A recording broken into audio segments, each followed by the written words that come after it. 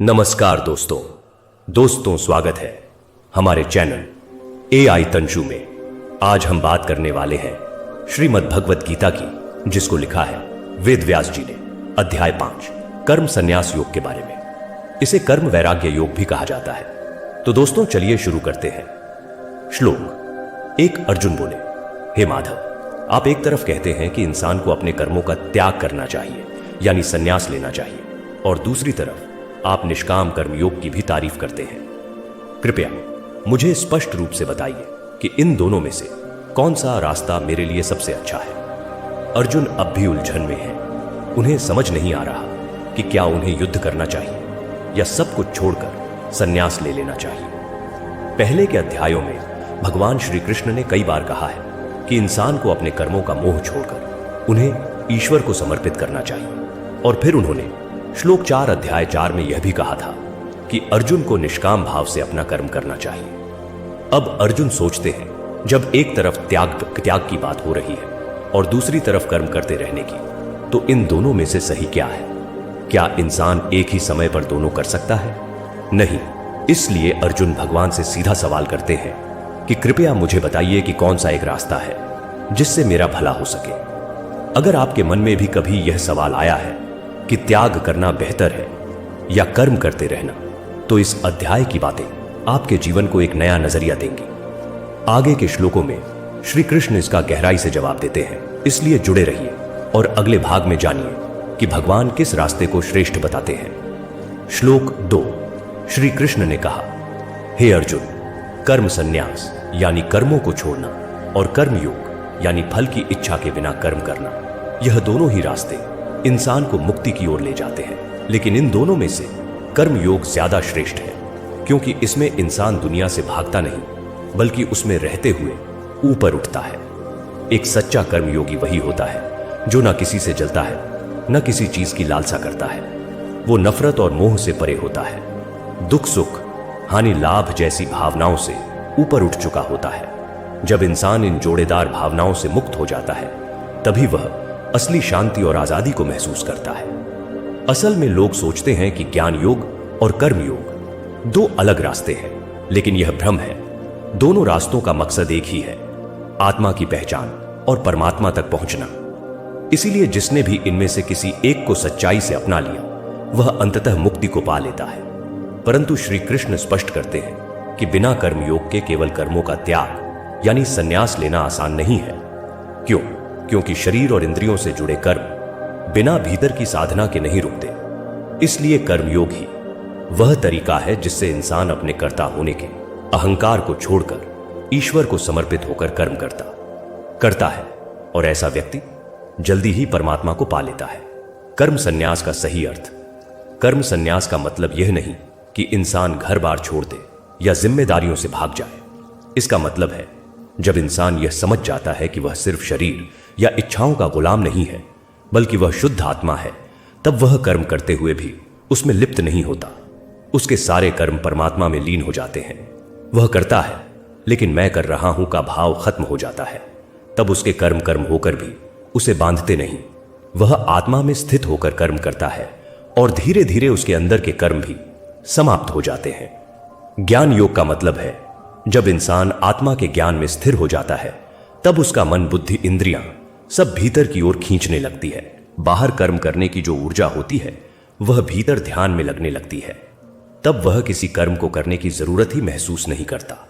कर्म योग का मतलब है व्यक्ति दुनिया में रहता है, काम करता है, लेकिन उस काम के फल की कोई चाह नहीं रखता।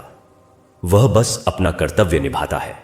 ना उससे लगाव होता है, ना गर्व, ना उम्मीद और ना ही पछतावा। इस योग में इंसान कर्म करता है, लेकिन मन से उस पर टिकता नहीं। यह योग गृहस्थ जीवन में भी पूरी तरह संभव है। घर संभालते हुए, व्यापार करते हुए, बच्चों को पालते हुए भी कोई व्यक्ति कर्म योगी बन सकता है। इसलिए श्री कृष्ण कहते हैं कि निष्काम कर्म योग कर्म संन्यास से भी श्रेष्ठ है, क्योंकि यह व्यावहारिक भी है और स्थिर भी। यह आपको जीवन में पूरी तरह भागीदारी देते हुए धीरे धीरे मुक्त करता है। राग और द्वेष दो मुख्य जाल हैं जो इंसान को बांधते हैं। राग यानी किसी चीज से आकर्षण और द्वेष यानी किसी चीज से नफरत। जब तक इंसान इससे बंधा है तब तक वह सच्चा योगी नहीं बन सकता। जो इन दोनों को पार कर जाता है वही असली सन्यासी है। वह चाहे घर में रहे या जंगल में, फर्क नहीं पड़ता। ज्ञान योग और कर्म योग दिखने में अलग लग सकते हैं, लेकिन दोनों की मंजिल एक ही है, ब्रह्म की प्राप्ति। रास्ते अलग हो सकते हैं लेकिन लक्ष्य एक है। इसीलिए कोई भी रास्ता चुनो, अगर ईमानदारी से उस पर चले तो वह मुक्ति की ओर ही ले जाएगा। क्यों? निष्काम कर्म योग ही श्रेष्ठ है, क्योंकि केवल कर्मों को त्याग देने से, काम रोक देने से मन खाली नहीं होता, उल्टा बेचैन हो जाता है। बेचैनी दुख देती है, शरीर भी बीमार होने लगता है और फिर बुद्धि भ्रमित हो जाती है। इसलिए कर्मों को करते हुए ही धीरे धीरे उनसे ऊपर उठना ही सही तरीका है। निष्काम कर्म योग से ही अंततः कर्म संन्यास संभव होता है। जो व्यक्ति जिम्मेदारियां निभाते हुए बिना फल की इच्छा के काम करता है वही असली सन्यासी है। कर्म को छोड़े बिना भावनाओं को छोड़ देना ही सच्ची साधना है। अपने जीवन में कर्मों से मत भागो, बल्कि उन्हें पूजा समझकर करो। फल की चिंता छोड़ो और सिर्फ कर्म पर ध्यान दो। यहीं से आत्मज्ञान शुरू होता है और यहीं से मुक्ति का रास्ता खुलता है। श्री कृष्ण का यही सच्चा संदेश है, कर्म करो लेकिन मन से मुक्त रहो। श्लोक 3। श्री कृष्ण अर्जुन से कहते हैं, जिस इंसान ने अपने मन और इंद्रियों को काबू में कर लिया है, जिसके भीतर का भाव साफ है, जो अपने आप को हर जीव में देखने लगा है, वह सच्चा कर्म योगी होते हुए भी कर्मों में फंसता नहीं। वह हर कार्य करता है लेकिन उसे ऐसा लगता है जैसे मैं नहीं, केवल इंद्रियां अपने पने काम कर रही हैं। ऐसा व्यक्ति खाना खा रहा हो, चल रहा हो, सो रहा हो, बोल रहा हो या सांस ले रहा हो, सब कुछ कर रहा है, लेकिन भीतर से वह बिल्कुल शांत रहता है, क्योंकि उसे पता होता है कि मैं कुछ नहीं कर रहा, सब कुछ बस प्रकृति कर रही है। जब इंसान अपने सभी कर्मों को भगवान को समर्पित करके करता है और किसी चीज से आसक्ति नहीं रखता, तब वह इंसान कमल के पत्ते की तरह बन जाता है। जैसे कमल कीचड़ में होता है लेकिन उस पर कीचड़ का असर नहीं होता, वैसे ही ऐसा योगी पाप से अछूता रहता है। मन का मालिक बनो, गुलाम नहीं। मन अगर वश में ना हो तो इंसान भटकता है, लेकिन जिसने मन पर काबू पा लिया वही असली योगी है। जब मन कंट्रोल में आ जाता है तो इंद्रियां भी कंट्रोल में आ जाती हैं। भावनाओं की शुद्धता जरूरी है। लालच, वासना, गुस्सा, यह सब मन को गंदा करते हैं। दया, नम्रता, प्रार्थना, यह मन को पवित्र बनाते हैं। और जब मन शुद्ध हो जाता है तो इंसान हर जगह भगवान को देखने लगता है। मैं नहीं, बस कर्तापन का भाव मिटाना है। ज्ञानी व्यक्ति समझता है कि सब कुछ भगवान के द्वारा हो रहा है, इसीलिए वह कर्मों के बंधन में नहीं बंधता। कर्म करो लेकिन फल की चिंता ना करो। जो कर्म भगवान को समर्पित करके किया जाए वह पाप नहीं लाता। ऐसी स्थिति में इंसान बाहर से पूरी तरह व्यस्त रहता है लेकिन भीतर से एकदम शांत और मुक्त होता है। आज से अभ्यास करो, अपने मन को थोड़ा थोड़ा करके काबू में लाओ। कर्म करते रहो लेकिन हर कर्म को भगवान को अर्पित करते जाओ। तब देखोगे भीतर शांति और संतुलन का ऐसा अनुभव मिलेगा जो किसी भी बाहरी सफलता से कहीं ज्यादा सच्चा और टिकाऊ होगा। श्लोक 4। श्री कृष्ण अर्जुन से कहते हैं, जो इंसान अपने स्वभाव और इंद्रियों को नियंत्रण में रखता है और अपने सभी कर्मों का त्याग कर टिकोर देता है, वह असल में खुद कोई कर्म नहीं करता और ना ही दूसरों से करवाता है। वह 9 द्वारों, आंख, कान, नाक, मुंह आदि वाले शरीर में शांत और सुखपूर्वक रहता है। परमात्मा किसी को कर्म करने के लिए मजबूर नहीं करते, ना ही किसी के अच्छे या बुरे कर्मों का बोझ उठाते हैं, बल्कि मनुष्य अपने स्वभाव और गुणों के अनुसार खुद ही कर्म करता है। और जब आत्मा अज्ञानता से ढक जाती है तब मनुष्य भ्रम में पड़ जाता है। लेकिन जब आत्मा पर पड़ा अज्ञान का पर्दा हट जाता है और उसे ज्ञान प्राप्त होता है, तब वह ज्ञान सूर्य की तरह चमकने लगता है और उस परम ब्रह्म परमात्मा का दर्शन करवाता है। जब इंसान अपने मन, इंद्रियों और बुद्धि पर काबू पा लेता है तो वह समझ जाता है कि वह खुद करता नहीं है, उसके कर्म तो प्रकृति के गुणों के अनुसार हो रहे हैं। वह समझ जाता है कि वह शरीर नहीं बल्कि एक आत्मा है जो इस शरीर रूपी मशीन को चला रही है। शरीर में 9 दरवाजे, 2 आंखें, 2 कान, 2 नाक के छिद्र, 1 मुंह और मल मूत्र के 2 द्वार होते हैं। यह सिर्फ शरीर के काम के लिए है, लेकिन आत्मा इन दरवाजों से परे है। जब इंसान अपने अहंकार और मन की पहचान से ऊपर उठकर अपने असली स्वरूप यानी आत्मा से जुड़ जाता है, तभी असली सुख की शुरुआत होती है। परमात्मा ना तो हमारे कर्मों में हस्तक्षेप करते हैं, ना ही हमारे पाप पुण्य में। वह तो केवल दृष्टा है। हमारे कर्म और उनके फलों के जिम्मेदार हम खुद हैं। जैसा कर्म करेंगे वैसा ही फल मिलेगा, लेकिन वह फल कब, कैसे और किस रूप में मिलेगा, यह प्रकृति तय करती है, ना कि कोई देवता या भगवान। सकाम कर्म यानी जिस कर्म में फल की इच्छा जुड़ी हो, वह हमें बंधन में डालते हैं, जबकि निष्काम कर्म यानी बिना स्वार्थ और फल की इच्छा के किए गए कर्म वही हमें मुक्ति की ओर ले जाते हैं। अज्ञान विज्ञान वह धुंध है जो आत्मा के अंदर पहले से मौजूद ज्ञान को ढक देती है। इसी अज्ञान से अहंकार जन्म लेता है, जो हमारे दुखों की असली जड़ है। जब ज्ञान आता है तो यह अज्ञान हटता है और जीवन की सच्चाई साफ साफ दिखने लगती है, जैसे बादलों के हटते ही सूरज की रोशनी फैल जाती है। आत्मज्ञान का मतलब है अपने सच्चे स्वरूप को पहचानना कि मैं शरीर नहीं, आत्मा हूं। यह ज्ञान बाहर से नहीं आता, यह तो हमारे अंदर ही होता है। बस उसे याद और अनुभव करना होता है, जो जन्म लेने के बाद हम भूल जाते हैं। जब इंसान इस ज्ञान को प्राप्त कर लेता है तो उसका पूरा जीवन बदल जाता है। वह अपनी आत्मा की आवाज सुनने लगता है, जो उसे सही दिशा में ले जाती है, गलतियों से बचाती है, और धीरे धीरे वह पापों से मुक्त होकर शुद्ध और मोक्ष की ओर बढ़ने लगता है। श्लोक 5। श्री कृष्ण कहते हैं, जिस व्यक्ति का मन और बुद्धि ईश्वर में एक हो जाते हैं, जो हर समय परमात्मा के भाव में जुड़ा रहता है, वह सभी पापों से मुक्त होकर परम लक्ष्य यानी मुक्ति को प्राप्त करता है। ऐसा ज्ञानी व्यक्ति हर किसी में, चाहे वह एक समझदार ब्राह्मण हो, गाय हो, हाथी हो, कुत्ता हो या कोई नीची जाति का इंसान, सभी को समान भाव से देखता है। जिनका मन इस समता में स्थिर हो जाता है, वे जीते जी ही संसार पर विजय पा लेते हैं, क्योंकि ब्रह्म ईश्वर दोष रहित है और सभी के लिए एक समान है। और ऐसे व्यक्ति खुद भी ब्रह्म में स्थित हो जाते हैं। ऐसे लोग ना तो पसंदीदा चीज मिलने पर बहुत खुश होते हैं और ना ही किसी अप्रिय चीज पर दुखी या परेशान होते हैं। उनकी बुद्धि स्थिर संदेह से रहित होती है और वे ब्रह्म को जान चुके होते हैं। मन और बुद्धि तत्व रूप होना का मतलब है जब हमारा मन और सोच उस चीज जैसे हो जाते हैं जिसमें हम पूरा विश्वास रखते हैं। अगर हम हर पल ईश्वर को याद करते हैं तो हमारा मन भी उसी ईश्वरमय रूप में ढल जाता है। जैसे पानी किसी भी बर्तन का आकार ले लेता है, वैसे ही मन भी वैसा ही रूप ले लेता है जैसा हम उसमें भरते हैं। जब हमारी सोच ज्ञान से भर जाती है तो वह हमें सच्चे आत्मा और ब्रह्म का अनुभव कराती है। फिर हमारे विचारों में केवल एक ही चीज रहती है, ईश्वर। तब हमें हर चीज में एक ही आत्मा दिखाई देती है। ऐसा इंसान हर किसी को एक नजर से देखता है, जात पात, ऊंच नीच, अमीरी गरीबी का फर्क नहीं करता। वह सब में एक ही ब्रह्म परमात्मा को देखता है, जो इस समता के भाव में टिक जाता है। वह अपने मन, इंद्रियों और इच्छाओं को भी वश में कर लेता है। फिर यह संसार उसे बांध नहीं सकता, बल्कि वह इस संसार में रहते हुए भी मुक्त हो जाता है। यही है जीते जी मोक्ष। और जब मन पूरी तरह स्थिर हो जाता है, तब कोई भी बाहरी परिस्थिति उसे अंदर से हिला नहीं सकती।